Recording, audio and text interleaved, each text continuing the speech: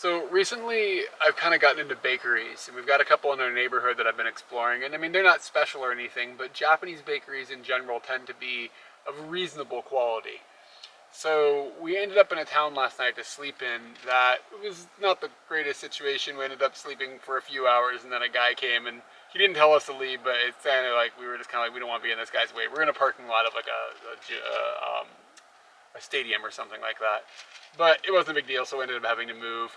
But there was a decent bakery that was in the neighborhood that we were staying in, and that turned out pretty good. I don't know much about bakeries, like it's just something I started getting into, so maybe if you like are from France or something, this bakery is going to be bullshit. But when you go into these bakeries, they are of course Japanese like quality, like super clean, everything is perfect, everything is exactly where it's supposed to be, and they have a really wide variety of different types of breads and stuff.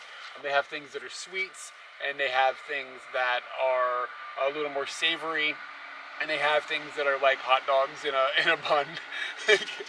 It's like a pretty wide spectrum of things to choose from. And something that I've started to want to try first is like, this is like to me the barometer. Yeah, the basics. The basics. It's just a salty bread. So like, how are they doing their their salty bread? You know. There's not a lot going on here, like as far as like fanciness. It's a good. Is there cheese inside? No, there's no cheese. It's just mochi. No, it's just. I think it's just the way the bread looks. Oh. It's delicious. It's amazing. The outside is crisp and a little bit buttery and salty, and the inside is really, soft and like perfect. It's very, very good. What I find impressive about these is I always avoided going in bakeries because I thought they'd be really expensive, but they're really not that much. Like I think that was 100 yen. Yeah, this was 100 yen, so it was less than $1. And I mean, it's like they made it there. This wasn't like made in a factory and like shipped in. This is like the dude that was in the back came out covered in flour, you know. And we got a couple of other things that I thought I would show off as well. This is a sweet cinnamon bread. And it's very like powder cinnamon. I just touched it and didn't realize that. So it looks like it's got some sugar on it, some cinnamon, and then some sort of like glaze in the middle. It's gonna be hard to get all of that in one bite though. It's like the black and white. Oh, it's like the black and white cinnamon cookie. roll. That looks delectable. It's really good. I'm not sure if there's chocolate in there, but there's something. Maybe it's just the cinnamon. It looks like a little bit like cocoa. Maybe cocoa. Yeah. That's what I think it is. I think there's a little bit of cocoa mixed in with the sugar and the cinnamon, because there's a little bit of bitter underneath everything. The bread on this isn't quite as like amazing as the bread on the other one, but I think the main focus here isn't necessarily the bread, but the different types of flavors that they put into it. That's really good. Where you guys live, do you have bakeries that like are at this level, like, or are Japanese bakeries specifically good? And this I got. I don't even really remember what it is. Cream cheese. Cream cheese. That thing. Yeah, I got it because it was peculiar, and it looks peculiar. So I'm gonna jump in.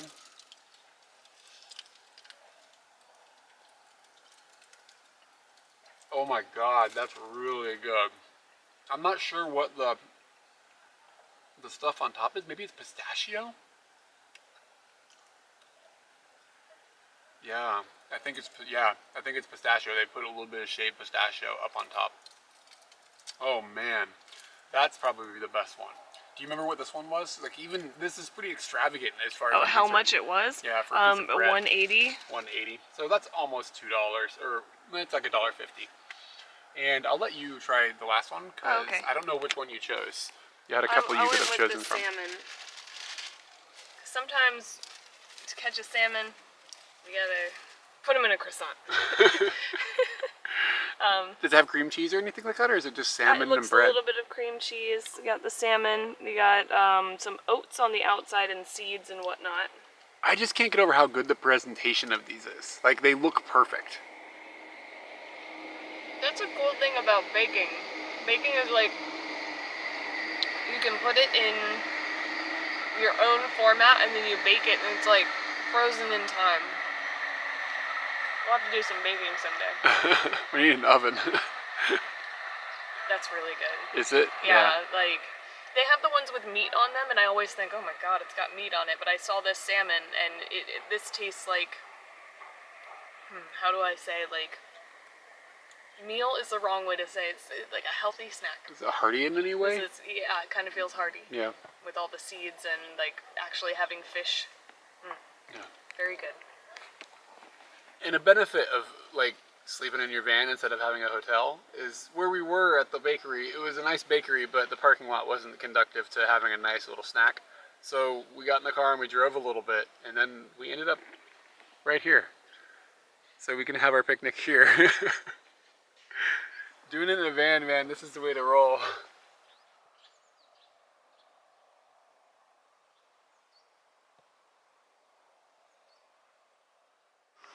All right, we've had some delicious food. We've driven about a half an hour away from unknown town. Don't know where we were, doesn't matter. But now we're in Sausage Town and we're going to sausage school. Seriously, wait and see. All right, so we're at sausage school. We actually got here a little bit early, so we've just been relaxing, and now we gotta get ready. I was told that I needed to bring my own bandana, my own apron, and my own towel. So I'm gonna get all set up and be ready. And jumped into the wrong table, oops. You gotta look the part, so I gotta work that out. It's gonna take me a minute though. I haven't bandanaed in a while.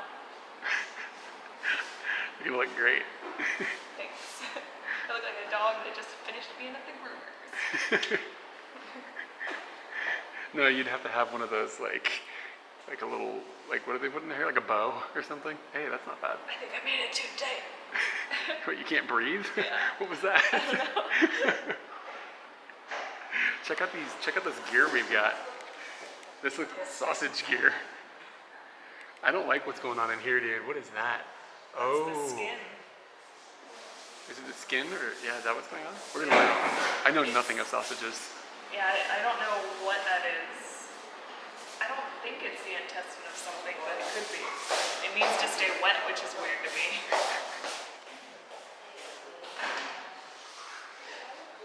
This is my apron that I got from the moms of my preschool children.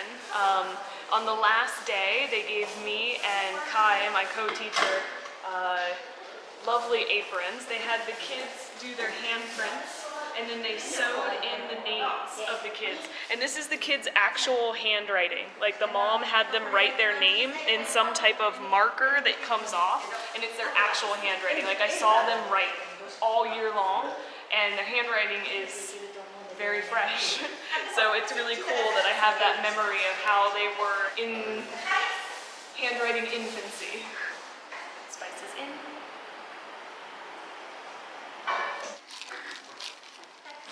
Tap squish. Gotta break the fat in half. Half now, half later. We're saving this one for the popsicles we're gonna make. Yep.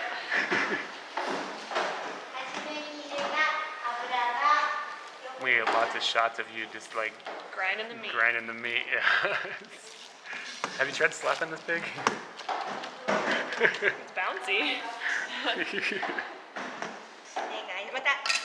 Hi, hi. We got cheese and basil. I didn't know we'd be getting cheese. You gotta mix that cheese in there good. So this is basically just a squishing meat class. Yeah. I'm getting my badge in meat squishing. You've been squishing meat for like 20 minutes.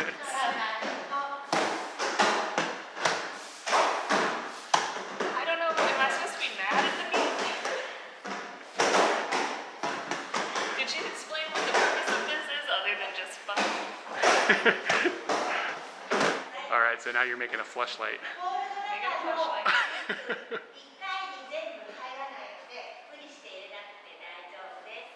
So it's like a caulk gun. Yeah.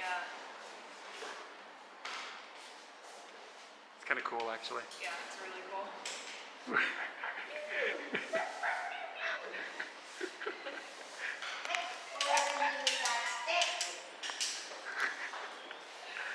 It's like a nipple.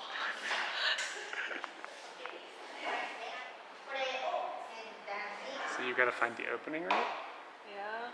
and then you're gonna have to put it on on the tip here. Oh, found the opening. Okay. Is it really thin? Like, does it feel like it's gonna break? Yeah, but weirdly strong at the same time. So you gotta tie a knot so your meat doesn't get out. That's important stuff, man. You don't want your meat on the loose. You ever knotted up an intestine? It's really hard. Is it made of intestines? I think this is intestine. So hard. It's slippery and it's supposed to be inside of an animal. She said this is where it becomes sausage like 3 times. Oh, dude, that's weird. Okay, I see why she had it in her hand like Yeah. that. I don't know if I ever want to eat sausage again. You're gonna eat this sausage. I know. And then you gotta tie it again with all that weight hanging there. You're getting some sausage skills, dude. Look at that. Oh, it didn't work. Spoke too soon. Did you get a knot? Yep, got a knot. And I got a sausage. Now you have to braid your sausage. Okay? Pinch it in the middle at the top. Get it flat. Give it a twist. Now you're ready to braid. Choose a random point in the middle and then twist. And then you take the legs.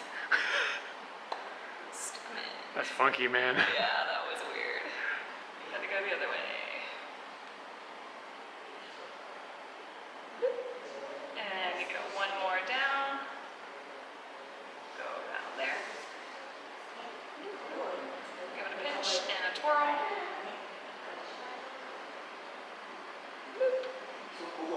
We might have to start a cooking channel, man. You got the skills. I know how to braid the sausage. Can I just leave it like this? I kind of like this. I don't know. You got to ask the lady. Last time we did, this one didn't turn out as nice. We got a weird nibbler down there. But I feel good about this. The next step is that our sausages need to take a bath. And it's going to be a pretty hot bath. It needs to get up to 80 degrees Celsius. Right now we're only in the upper 60s, about to hit 70. Oh, I took it out of the water a little bit. Man, we would have seen 70. Ours is in there somewhere, but I'm fascinated with this guy. He's just rolling around. This is the finished product. It definitely smells like sausage.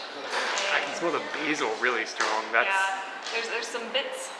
I think this is normal. Like none of the things I did seemed strange to her.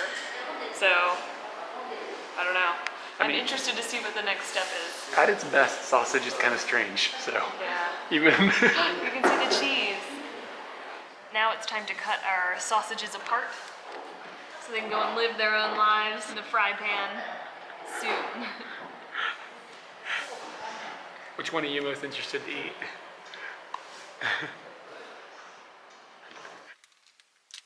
We got some sausages. Now we have to take them home. We're in Ibaraki. It is 12 o'clock. Yeah, something like that. And we probably won't be home until around 10. So that's 10 hours of trying to keep these sausages coldish. Yeah. I think that if they're not... We got one of these things, and it's got like an ice pack Yeah, inside. we've got an ice pack put it by the inside. aircon. We're gonna put it by the aircon. Might ask some, like if we go into a restaurant or something, might ask them, could you put this in the freezer? We're gonna be those people. Can you freeze our sausages? Yeah, like maybe You're explain. like, look, man, I make ramen. I don't know nothing about freezing sausages. This is not the only place that does sausage school. So it might be something that all of Ibaraki knows, and it won't seem that weird. But we can also go to convenience stores, and you can buy a whole little like thing of ice. So I didn't think, you know, maybe it's gonna cost like a couple extra $100 yen to get them home. But you know, if that's what it is, that's what it is. Yeah, and it was 1,000 yen for the hour-and-a-half class, and then you could take home some sausages. So I think that was fair. It's like $8 or $9 or something. That's pretty cool. So now we know what goes in sausages, and I don't want to eat sausages anymore. It's just ground meat. Man, there's basil, cheese. Oh, offensive. I got a lychee ice cream, and it's got nata de coco bits in it. This is my dream.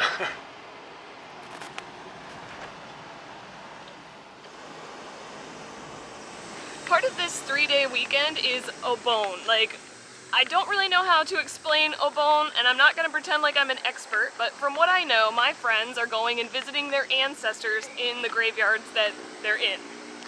Apparently here at the Ushiku Buddha, there is a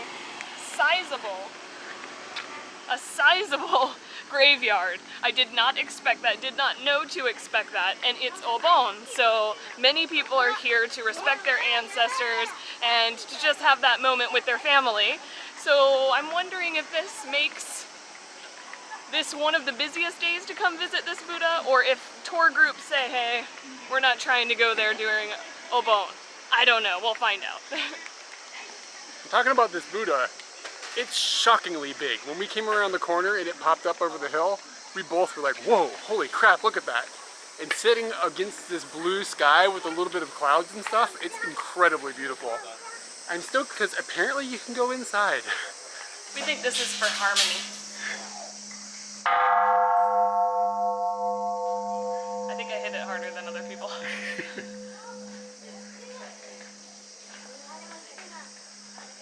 We don't see any signs saying what this one's for, but it looks fun.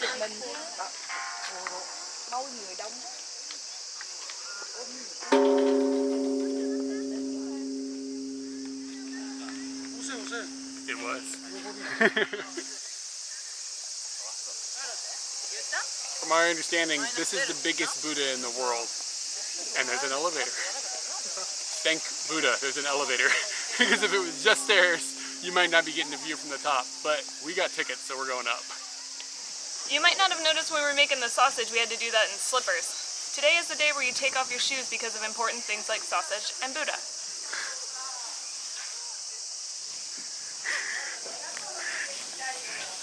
I'm gonna leave that pause in there. Good. So they got some bags, yeah?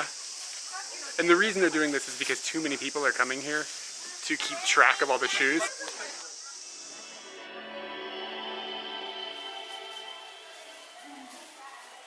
Let me tell you a story about this room. So, this is the same as when you have a changing room in Japan, you take off your shoes. And for some reason, I don't know why they have us take our shoes off, but it makes whatever room you go into the next time smell like foot sweat. So that room just smelled like foot sweat. And they turned off all the lights and played some song, or not a song, like some sort of script for us about the Buddha. And that made all the other sensory things like heightened. It's kind of like right now, so you can't see anything in the screen, so if anybody can smell their own feet, they're having the same situation. Yeah, sniff your feet, and that's what the last like minute and a half was for us. This room smells nice though. Yeah, and it looks really cool. In the ocean. I feel really disjointed. Like right now, I can't tell what way it's up, and I don't know if we were in an elevator or not. I can't tell if we moved. We were not in an elevator. I thought we were in an elevator. We were just in the stinky foot sweat room. You kind of run through like a little museum basically that shows different pictures of Buddha and pictures of different Buddhas and parts of construction and everything. This one picture specifically has struck me because they're like power washing him and they've climbed out of his eyes, and it's almost like the Buddha is crying people. It's a really cool image. This is a toe.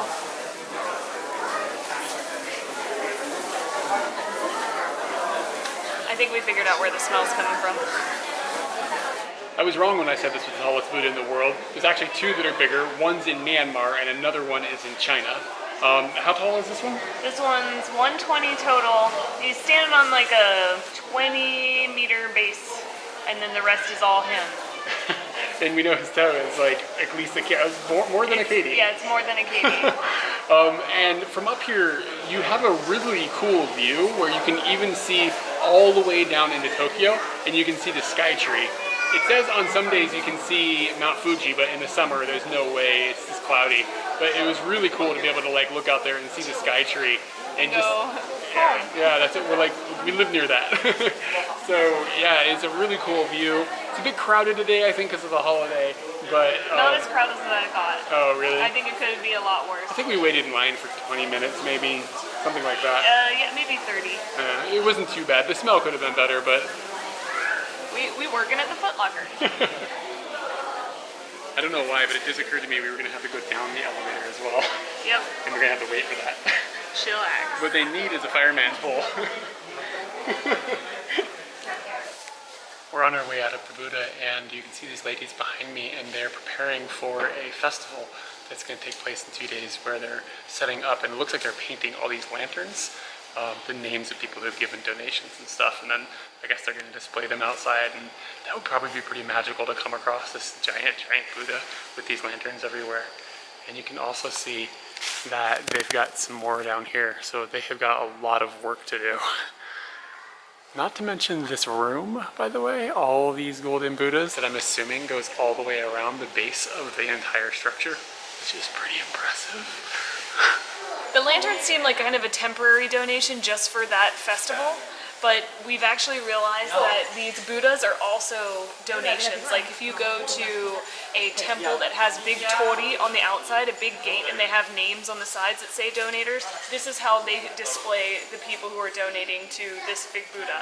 And if we've read everything correctly, if you would like to sponsor this Buddha, it's going to be $3,000. And there are larger Buddhas that sell for $10,000. And it's not just Japanese people that are doing these. There's also foreign people as well. So we're thinking about getting a Katie and Eric put up there. You in? Nice cock. Oh man. Winning. This is like the Buddha I've been to that's got the most activities. And this particular activity that they're doing is you can buy like a sheet of paper. It's basically tracing paper kind of, so you can kind of see what's been written. But you then take like a calligraphy brush and you put it on this light, and you then go over it with the calligraphy brush and you get to fill it all in. So it's kind of a unique way of doing it too that I've never seen, where you put it on that panel that's got light coming through. So it makes it really easy to do, even though the lighting in the room is kind of dark.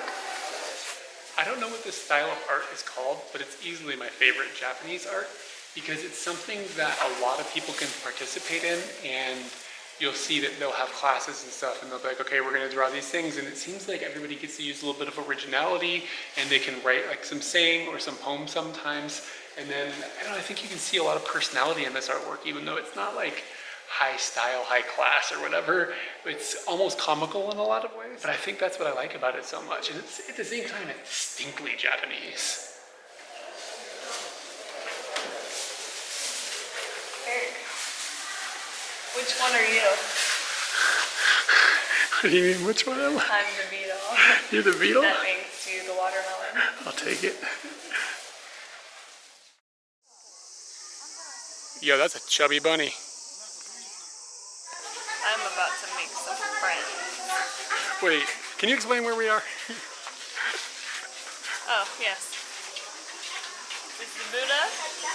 This is the Buddha's petting zoo. Hold on. This is the Buddha's bunnies.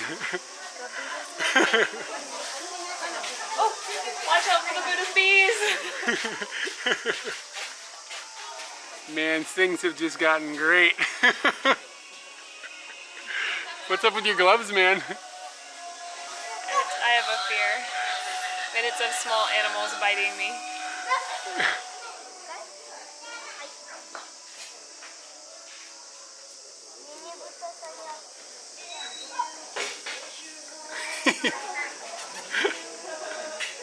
Can I pet you?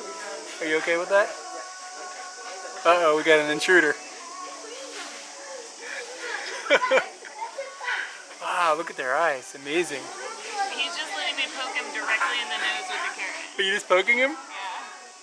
Yeah. Katie. Oh, you're gonna get Oh!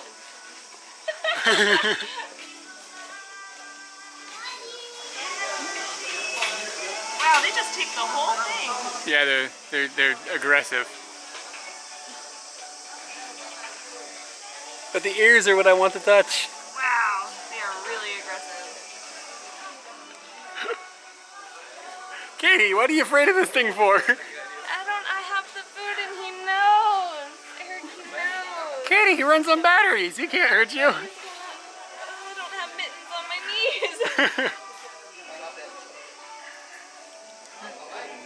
Whoa. That was the best shot I've ever made. Gotta get some of this action. I'm gonna poke you. Eat your carrot, fool. Take it in.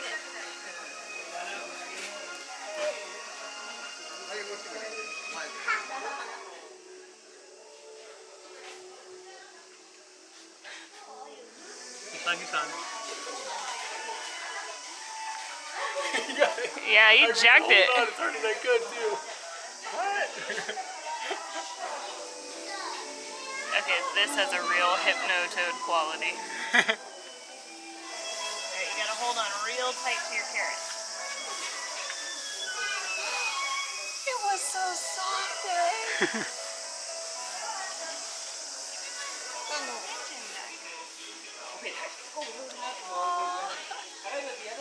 You've had those gloves on. Take your glove off and feel how soft he is.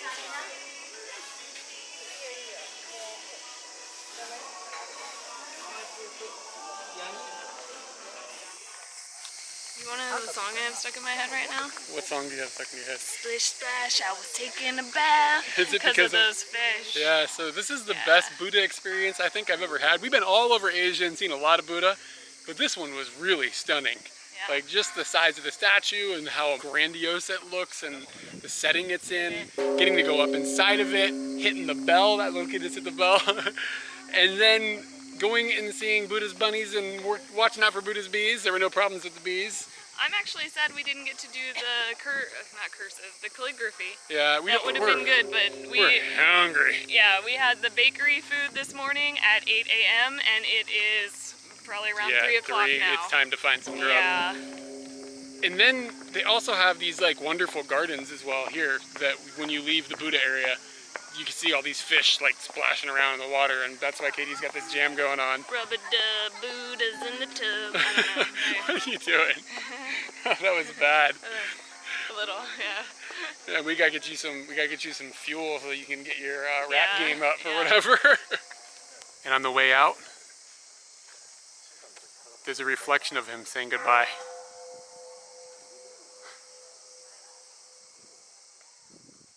This Buddha draws some tourists for obvious reasons.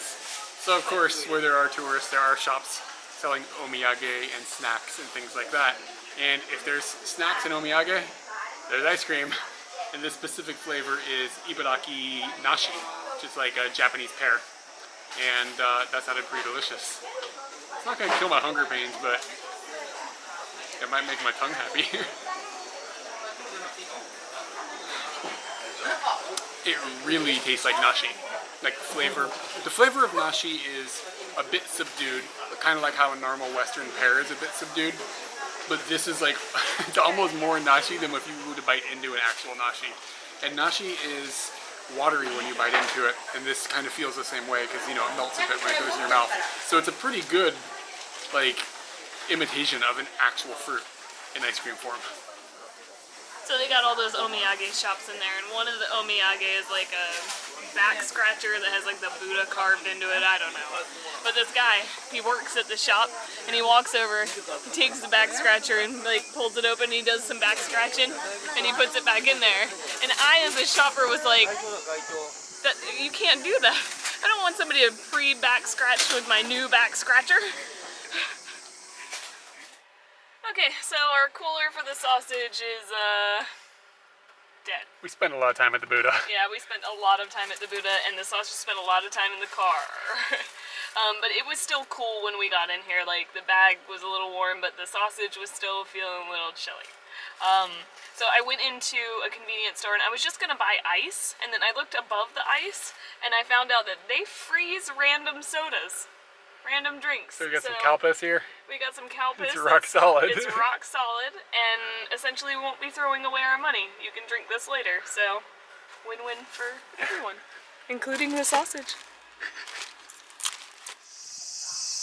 This is not inspiring for titties. About 20 minutes from the Buddha is a little town called Tsuchiurawa. And we have come here, and it seems like it's a bit like one of these little towns in Japan that is holding on to history. So a lot of the buildings kind of look old, and they've got really nice streets, and it seems like it's kind of, can sometimes be touristy. Surprised it's not touristy today because it seems kind of empty, but it seems like that the infrastructure is there for that, and maybe there's festivals or something that brings people into the town. But a lot of these towns have got the same feeling. Kamakura has got one, Kalagoe has got kind of a similar feeling. Even when I went to Chichibu, when I did this silent video, they had a kind of a similar jibe there too, where it's like this historic type of town, like colonial Williamsburg, but Japan style.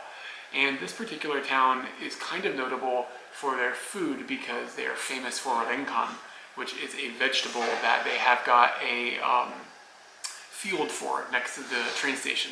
We haven't seen this field yet. I asked the waitress about it and she mentioned, oh yeah, there's a field here and that's why it's so popular. I don't really know how to explain renkan. It's this.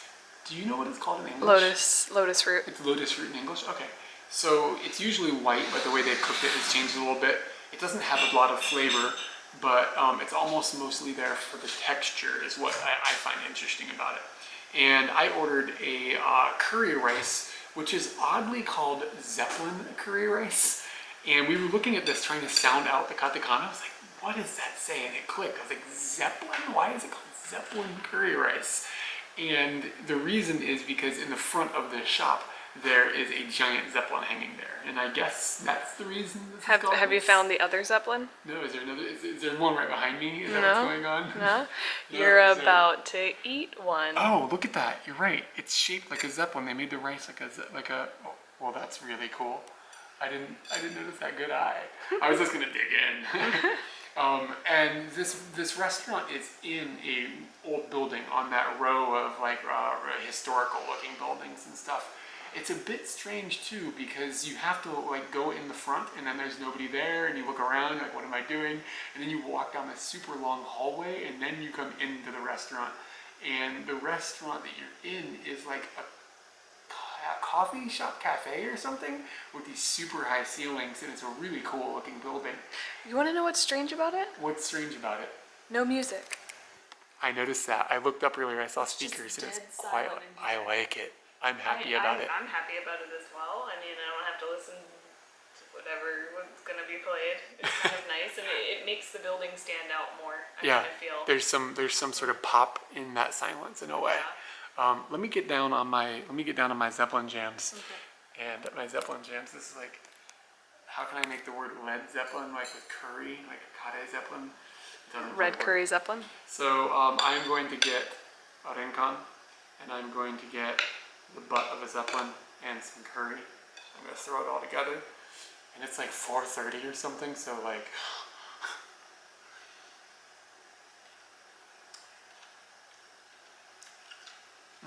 I love the texture of the renkan in the curry. I love that crunchy bit you get. It's dang good. And they said that the pork was from pork raised in Ibaraki. So this pig lived somewhere reasonably close. And they did a good job there too. Oh, this is really wonderful. But I was telling Katie a minute ago that I'd be willing to eat the plate at this point. So they could have Your standards are pretty low. They could have put down basically anything. Katie ordered a... We don't really like to order the same thing when we go to a place because it just feels like you're doubling up on something when you don't have to, unless it's like that's the one thing you get there and you're not going to share it because it looks too good. The curry did look good, but it didn't look that good. So I opted just to get a cheaper meal that is pasta, and it is spinach and salmon. The reason I got salmon is because the bakery this morning, the salmon was the best. So it's a salmon day. How much was that? This was 550 yen, came with a salad. Oh my That's why I was gosh. feeling it was so cheap. And this was like 800 yen, right? Yeah. For a coffee shop, you usually kind of feel like it's going to be expensive, but that's crazy cheap. Why do you have a fork? I picked up the renkan with it. Oh, Do you want the fork? Yes, I do. Another fork? Yeah. Is that how you do titties? Is that... Those are, wow. Like this. She directing traffic? No, I got nothing on that. Oh my god. It's better than that tanuki with the saggy ones, but... We've been going through these little old towns that don't really seem to have any more industry in them. And I read a lot about revitalizing rural Japan. We are literally sitting somewhere where time has stopped.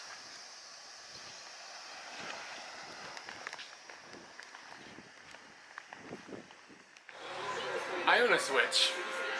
Bit of a brag there. But some friends don't. So I've been trying to like keep my eyes open at some shops and stuff to see if I can find some place that's selling one. If I can find one, I'll buy it, and then, you know, I'll hook my friend up. But of course there aren't any anywhere, and even we've come to this little town that's, you know, it's not podunk, but it's outside of the city. And I saw a game store, so I was like, oh, we're gonna hit this up. Maybe they'll have a Switch. And of course they're all sold out because they're gonna be sold out forever. However, they have a game here.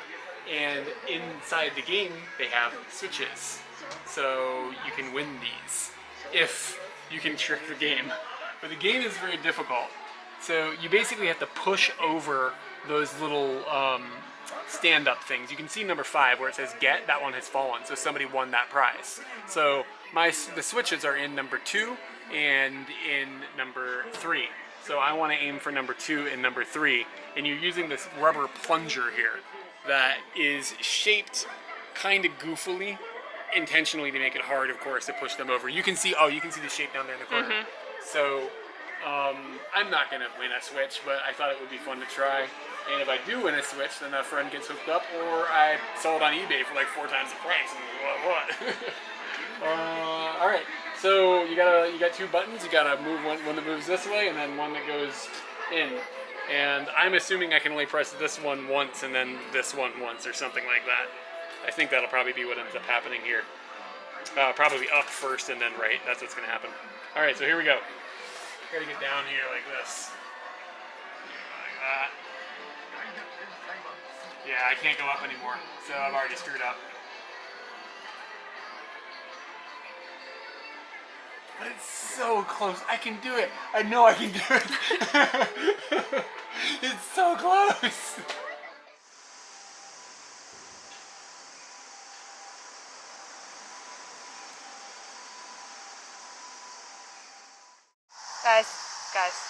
Guys, there's more of these plants. Do you remember I was at the temple and was just patting on one? They're rencon. And that is actually really surprising because we went into this town not really knowing anything about rencon, having eaten it before, having it for lunch today, and then putting together that we just met this at a different temple, like at some other point, and now we really understand what that is. It's not just some random plant that was sitting there. And the little alien thing that we saw, there was like a bud that had the little spores in it. I don't know if that necessarily is the beginning of a rencon, or if that's just how it's like forms some sort of flower that looks kind of rencon-esque, but you can see like the little circles that would be cut out of the rencon. It looks really amazing, and it's my new favorite plant. Hey, Katie. Yeah. Don't fall. I don't want to. That'd be a bummer. Oh, special note. I don't know if this happens all over the world, but when it's about to rain, the leaves will turn over and show their underbelly.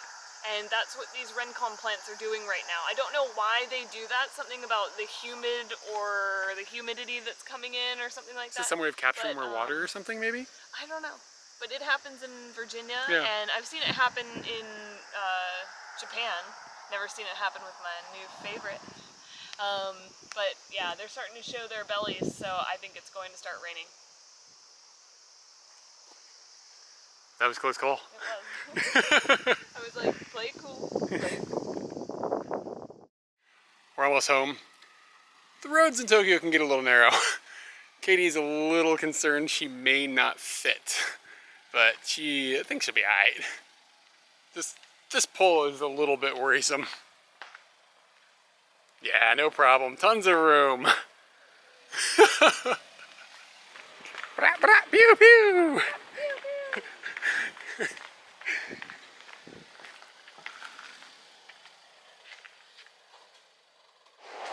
So we made it back to Tokyo and dropped the car off. We got 10 minutes to spare, ain't no problem. Cutting a little bit close. There's a lot of traffic because of the weekend and a lot of people coming back. And it's better than the last time where we dropped it off like 4 hours late. Just left a note and stuffed the keys underneath the phone. Yeah. Yeah, that wasn't a good situation, but it all worked out. It did work out. And they should give you a receipt, and they said that we did 700 kilometers, right? Yeah, a little bit over. A little bit over, so that's a pretty good trip for 3 days. Like, I'm proud of that. I drive a lot. What was your favorite part of Chiba? We didn't go to Chiba. I am Yeah. tired. What was your favorite part of Ibaraki? Ibaraki, still the name is badass. Of the trip, I mean. Of the trip, I really enjoyed making the sausage and eating the natto katsudon. So oh yeah, I forgot about that. Yeah, that was fun. Was that your favorite meal? I can't really remember any of the other meals. That one just sticks out right now. We slept very little on this trip. Yes, Like, I think very little. I don't even remember the first night. I The one remember night- getting a wedgie in the morning. Oh yeah, when we slept down the Yeah. thing. We slept okay that night, but it wasn't so many hours. We didn't sleep so well that night. Oh, yeah, that's We right. had many hours, but we didn't sleep well. And then the we got the second mega night, wedgie. We got up at 4 in the morning the second night, and then this morning essentially. probably got less than maybe around 6 hours, Yeah. if that, And this for the second night. This morning, I think I got about 5 last night. And we got woken up really, really early by that dude. So Yeah. around 5 hours of sleep. So. My favorite food item was probably the ramen with that amazing meat in it that we had yesterday for dinner. You didn't have it. I gave you some of my meat, but that meat, just that meat, that meat killed it. I thought the Rencon was a lot of fun today when we found out about everything with it as well. There's nothing on that meat, baby. My favorite activity was bunnies. Maybe the bunnies were really fun. Yeah, Is that lame? Is that lame? The bunnies were fun. No, it wasn't lame. The awe of the Buddha. Yeah, was just the jaw droppingness of the Buddha that we saw today. I'm having trouble remembering the previous days. That's fine. I mean, I think we've really hit a lot of the standouts, and I think most of the activities that we did were pretty good. One of the amazing things was that we kept having these Ibaraki moments where you can't do this, you can't do that, but we still found good things. It's like Ibaraki. Yeah. So we always found something that we were happy about, which was good. Yeah, and it was a fun little prefecture. I wouldn't say it's like stunning and like if you're just tourist, I wouldn't be like you gotta go to Ibaraki, but it was a nice place. There were a few things that the Buddha was like a top fall in Japan. Oh yeah, I forgot about the waterfall. The waterfall was pretty cool. And there were activities we didn't even get to. Yeah, I had more lined up. It definitely is not a prefecture where there's nothing going on. There's lots of little things going on. Yeah, and sometimes you'll go to a prefecture that is just food, or this had a lot of activities. Yeah. Yeah, so I was really happy with that when I started going through, and I'm like, oh, activity, instead of just food. Yeah. It's 10 p.m. Yeah. Let's get some food. Yeah. We're at a convenience store. It's not going to be interesting, so thanks, y'all.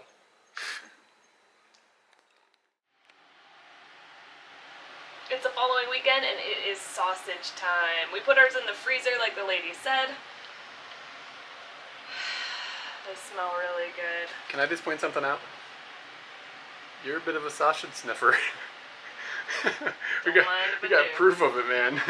One thing that I find really interesting is it seems like the fat has kind of separated a little bit. Like you can see that the fat is kind of chilling out there on the outside. Yeah.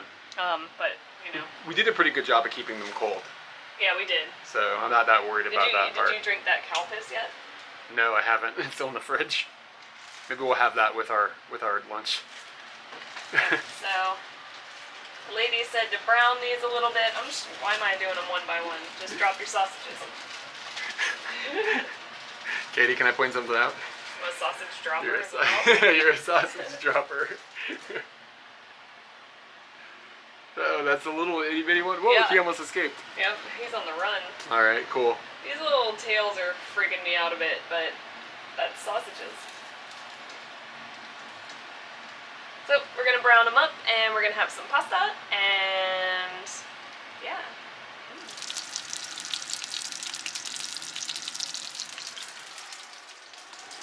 It's starting to smell really good in here. Our sausages are brown. I'm a sausage browner now, and they were doing some weird stuff while they were getting cooked. They were getting crispy on the outside, but bubbling on the inside. Just normal sausage stuff. We don't know much about sausage, so it looks edible. This sausage sausages are finished and we are ready to eat them. I have the little guy You gonna eat that little in nibbler? my possession. Are we gonna 3, 2, 1 these sausages? Yeah, what should, to Ibaraki. Yeah, 2 Ibaraki.